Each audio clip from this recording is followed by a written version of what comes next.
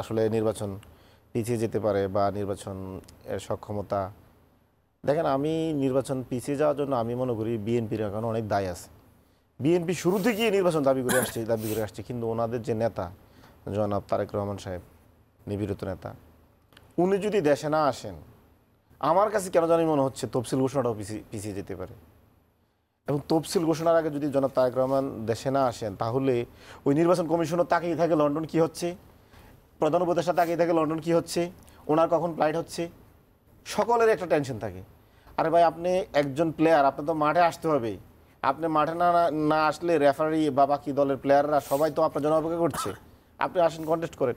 এখন উনি দেশে আসছেন না বারবার, এখন উনি কেন আসছেন না? বিএনপি নেতারা বারবার বলে এক মাসের মধ্যে আসছে, গাড়ি কেনা হয়ে গেছে, বাড়ি দেখা হয়ে গেছে। উনি যদি না আসেন তাহলে আমি মনে করব এটা তো ভালোভাবেই তারা ঘোষণা দিয়েছেন যে জাতির জন্য খুব খারাপ হবে। তফসিলের আগেই তিনি দেশে আসবেন। এখন আমি তো মনে করি যে তফসিল মানে অনেক আগে উনি আসা উচিত ছিল।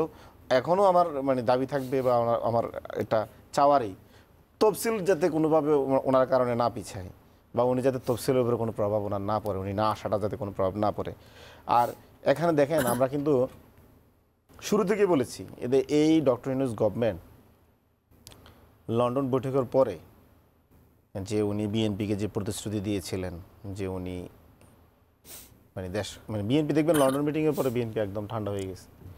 তারা নির্বাচন চেয়েছিল ফেব্রুয়ারি মানে রমজানের আগে আগামী বছর, সেটাই ঘটনা ঘটেছে। আগে বাংলাদেশের সমস্ত কিছু নির্ধারণ করা হচ্ছে দিল্লি থেকে, এদেশে কার ফাঁসির রায় হবে সেগুলো দিল্লি থেকে বলা হতো। বাংলাদেশের বেসরকারি ব্যাংকের এমডি কে হবে সেগুলো দিল্লি থেকে ফাইল আগে ছাড় করা হতো। বেসরকারি ব্যাংকের এমডি, ইউনিভার্সিটি বিসি কি কারা হবেন তাদের সিভি পর্যন্ত দিল্লি থেকে পাশ হয়ে আসা লাগতো, ক্লিয়ারেন্স আসা লাগতো।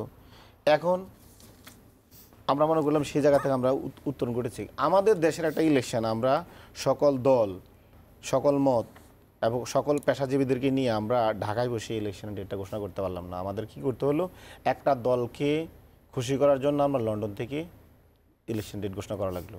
আচ্ছা আমার কাছে আমরা যতবার কথা হয়েছে বললো যে ডক্টর ইউনূস তো সম্ভাব্য কিছু বলার সুযোগ নাই, করবে তো ইলেকশন কমিশন।